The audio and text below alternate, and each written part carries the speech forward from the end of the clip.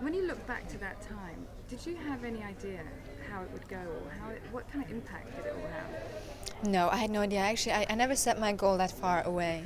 I only set myself little goals, like to achieve, for example, the cover of Elle magazine, and then the cover of Vogue magazine, and then to do an advertisement that I was really keen on doing, and then one that was a little bit more important. So my goal was never too far away that I could never reach it, and I went from one to another.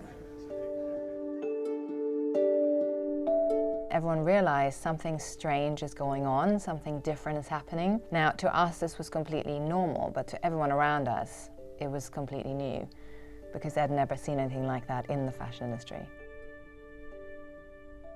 Versace would have to supply you with a team of bodyguards to get you out of your car, to go inside. Photographers were constantly around you, trying not to miss out on any particular shots. And then even when you were changing, you had to make sure you had a little corner where no one could see you. And even then, when you went outside, you came back and your bra and underwear had gone. At this stage, this was very new, because fashion shows used to be just for retailers and journalists and editors, just a few photographers really. Gianni Versace was one of the first people who changed all of that and made the fashion show into a spectacle. It became a very desirable event. If you said, you know what, now we're going to let anyone in and you just have to pay a good price for a ticket, you could have made millions.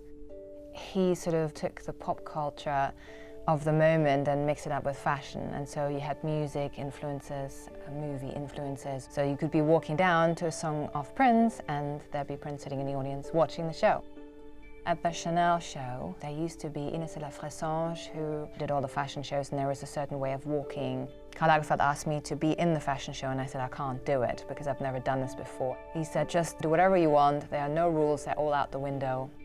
Again, one of those moments where you realize there was a change happening, which embodied the sort of 90s.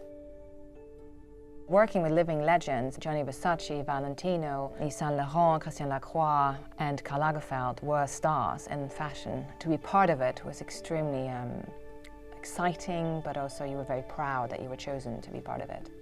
The original gang of Cindy Crawford and Chrissy Turlington, Stephanie Seymour, Naomi Campbell, Helena Christensen, Nadia Armin, I mean the list is long.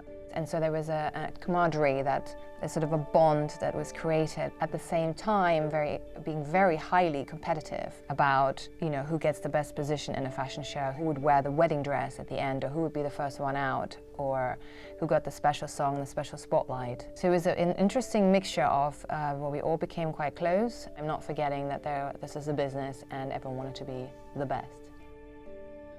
This is the Valentino show, and the Valentino red, which made Valentino and the red very famous and recognizable instantly, so you don't even have to see it's a Valentino show below it, you already know it. And that was the amazing talent of these designers, that you could recognize their clothing without being told what it was.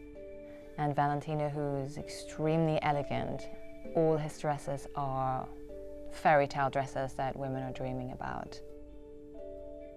So 15 years ago was my last fashion show, and Donatella recently asked if we could come in memory of Gianni Versace. We all immediately said yes.